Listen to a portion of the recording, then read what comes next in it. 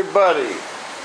Welcome back to the shop for this exciting Drama-free episode of Ninja Warrior Training. That's right.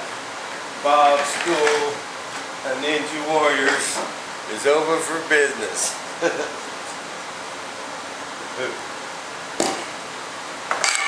Lesson number 1.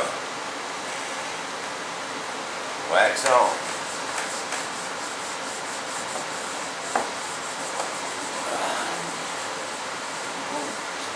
Coffee down there. Good, son. Just need to get it nice. Good heavy coat. I got my other sides waxed. Or my other mold, I mean. This is the last one. I got 4 coats on that one. That whole mold, and I need to do 4 coats on this. Basically what we got to do is put it on, let it set about an hour, rough it off, got to get the edges, borders, my dot holes, everything. And I got everything I need to bust up a bunch of wings, man. I got a big old piece of this aluminum my dad went to the yard store last week. And I got my templates all cut. Stuff these all dug out. Check this out. Remember? Goes there. Goes there. Something like that.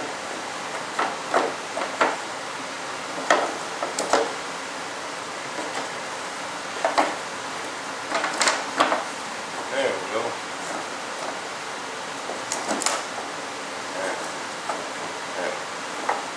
Bam, remember? See? Right there.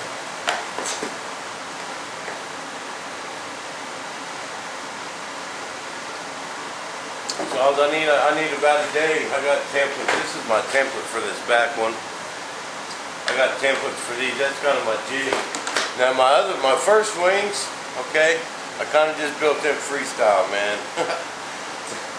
But now I can actually put a set of landing gear in here and really adjust all this stuff perfect right where I want it on my first set of cut parts that I cut.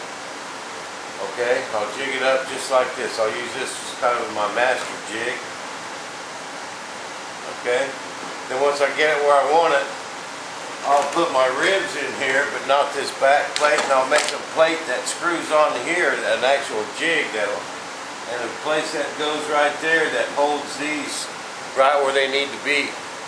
So every time I build a wing, all I got to do is bolt them pieces on, slap these pieces in, bam, and everyone's identically the same, which means the guy could order a right wing and it'll fit. You know what I mean? Instead of just building them all freestyle, we can't do that. Mine's the only original that was built freestyle, baby. But we know it all works now. We know what we need to do. This was my jig for that. But I want to get a little better jig made, so I won't actually have to set this in there and eyeball it every time. I can bolt on my 2 pieces first. And then, put these 2 in there, then, and so forth. And once glue it, put the 2 halves together, and pull out a wing. You know what I mean? There, bro. That's the plan, anyway. We'll see how it goes. I got all my pieces cut. This was mine. Yeah, this is my finished pattern. See, it even has my flat holes in it, but I ain't using but them 2 outside ones. But my wood will match up in my flaps. That'll match up to these holes already. Okay, and that's this piece back here. And but I got everything I need. I got glass, I got carbon, I got foam, I got supply. I have bagging material. I got stretchy and regular cellophane. These are going to kind of make that a little tricky to bag, but I'll just make a giant pleat back there. Can you all see that? This little dog tooth thing. That'll just have to be like a giant pleat. And I want to show you something else. Yeah, we'll show you the good with the bad and the ugly. One of them ugly ones. Bam. I don't know, there was a little spot there. See, I think there were some chunks. I don't know if you guys noticed it in the video, but this is actually the last wing I laid up. This part right here. I just did, what, last week. And there were some chunks in there. I think that was one of them chunks. I dug it out a little bit more than it was to get the good resin all the way around it. But I had to put a little patch in there. I wanted to use Bondo so I can get it done today. I could have put some of this white resin in there. You know, use like a razor blade and got it close and sanded it, but that would have took. I had to let it set until tomorrow, and I want to get these waxed up. Tomorrow I want to be cutting wood. And I have to lay up bottom skins on both sides so I can make me some jigs. Remember them jigs I had for the first set of wings up there? I got to make a set for this wing. And what that's going to do, okay, I'm just going to take some a layer of 3 ounce, no primer, a layer of 3 ounce and a layer of 10 ounce and lay on that. Let that set up to a hard shell, you know, trim it, where I can set it right back in there. And then I'll cut my gear doors out and my flap servos. Anything I want to put a molded flange on, I'll go ahead and cut that out. Then them parts, then when I'm ready to double face tape them in, I take this original skin that's got these cut out. It'll just have 2 holes. I can put that exactly where it goes, double face tape up my part, bam. It'll sit there perfect every time. You know, because sometimes they pull out a lot of times with the wings, so we got double face tape them in. And it's kind of hard when you got double face tape to get them exactly where you want them every time. It's not easy, you know, because that tape wants to stick. But I found if we make that shell, which I got to have anyway for these and the gear doors, or the servo doors, so my panel lines match up.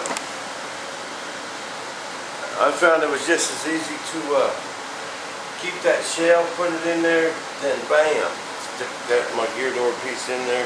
That way it's perfect every time. And but hope you understood that.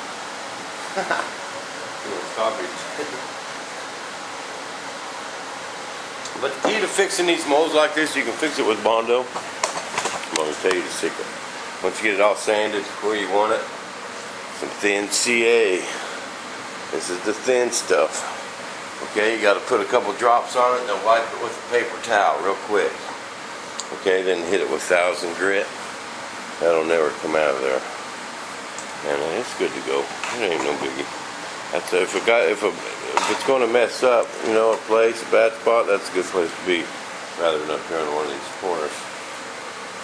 I want corners came out awesome. Cannot wait. Start busting out some wings, baby. But first, you got to wax on, Daniel, son.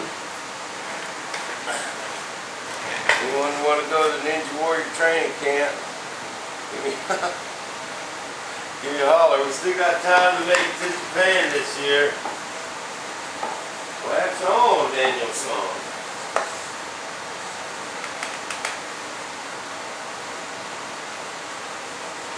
Gonna wax it too, man. But this is thick wax. This is like putting candle wax. It's not like car wax, man.